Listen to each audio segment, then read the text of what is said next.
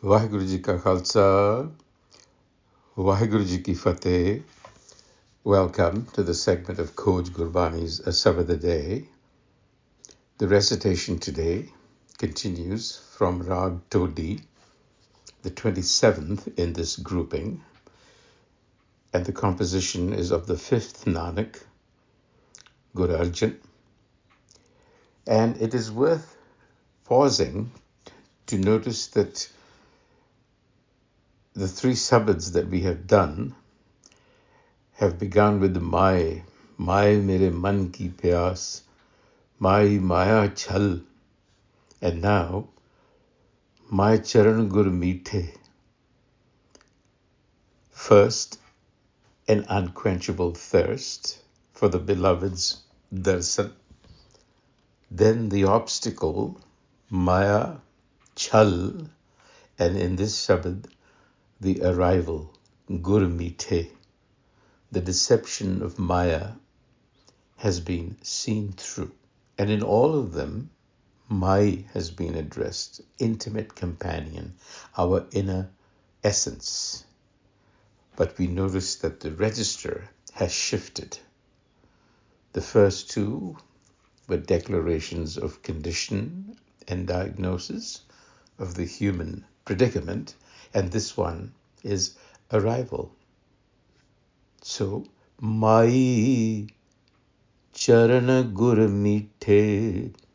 It's the first line of the Rahao. Charan Gur Methe. The feet of the Guru are sweet. Charan, we've talked about this, the feet, pointing to the teachings. But Charan is perhaps one of the most layered images in Gurbani vocabulary. To be at someone's feet is, first of all, a gesture of complete humility. It's the gesture of a student before a teacher, of the seeker who has stopped performing and simply surrendered. So obviously the charan are physical feet, but not really in this context. They denote the presence of the Guru, the orientation toward the enlightener, the act of placing oneself in that field of awareness. That's the point. And the feet, the charan, are methe. Now, there's no utility to methe. It is sweet. This is the language of direct experience, of having tasted something known in the body and the being. Because you cannot describe sweetness to someone who has never tasted it. So the Guru here is reporting to us what the flavor is like.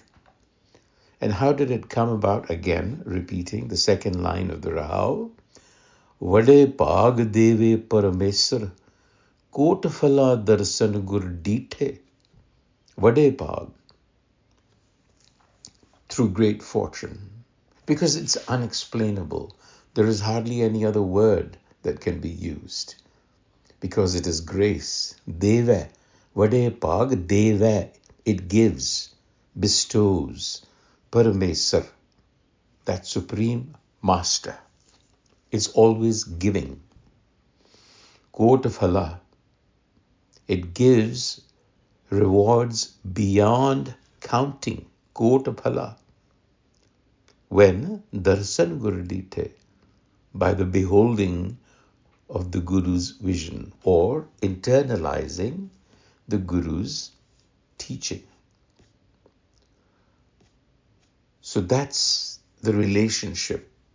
The fruit of beholding the charan is kotphala. And then the following stanza. Gun gavat achut abhinasi kam krodh bin se mad dite. How the obstacles are removed here. Gun gavat, through the singing of virtues.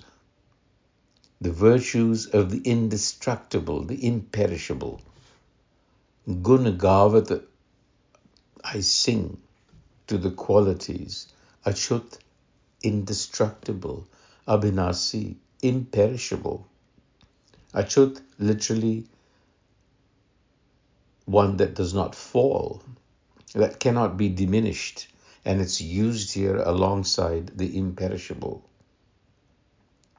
So this is placing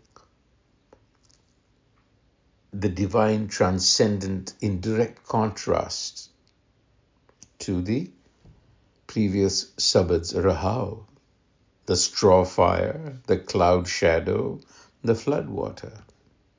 You see the difference that is being built here. And then kama krodha madadite, desire, anger, the brazen arrogance of pride. These are classic distortions of consciousness that Gurbani repeats over and over again. Dite, you begin to see yourself for how you are, and they are all dissolved, not through suppression, not through discipline, but through gun gavat, singing. What does that mean? What it means is that our relationship with this transcendent Parmesar is through its qualities, its virtues, that are again explained at some length in Gurbani, chief among them being Sat Santokh, contentment, acceptance, and so on. So Gun Gavat means to internalize those, Gavat expressing them in your character. And then Asthir bhai sach rang rate, janma marana bahar nahi pithe. Asthir bhai, the mind becomes stable. It finds sehaj equipoise. How? Because now it is dyed in the color of its virtues, saturated with sacharanga, the true color.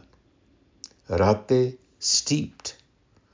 And then janama marana bahor nahi pithe, no longer encountering this cycle of birthing and dying, the mind constantly arising in thought and then dying with that thought constantly. And then, of course, the great physical cycle.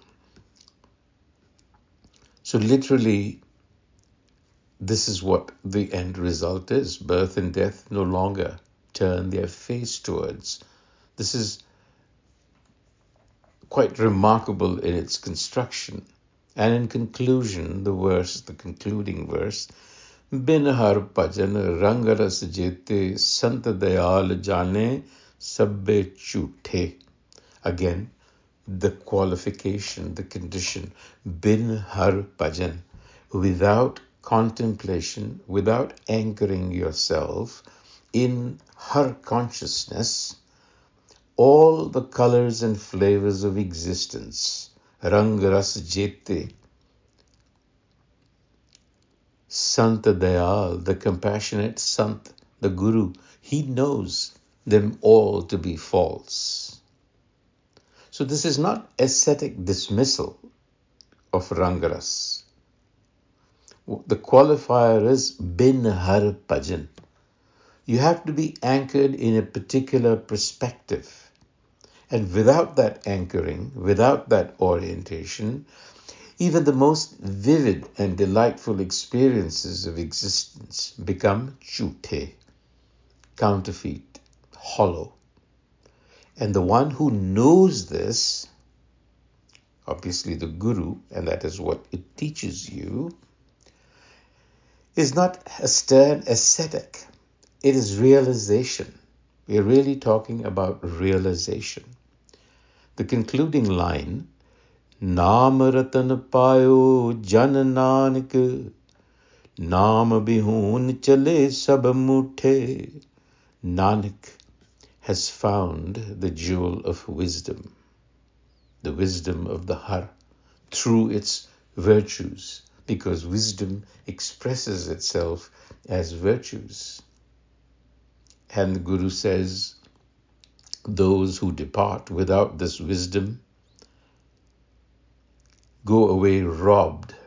They've been deceived. Maya Chal. Their deception is complete. They never really woke up. So this is a report that Guru Arjan is giving us of his experience. Vaheguru Ji Ka Khalsa, Vaheguru Ji Ki Fateh.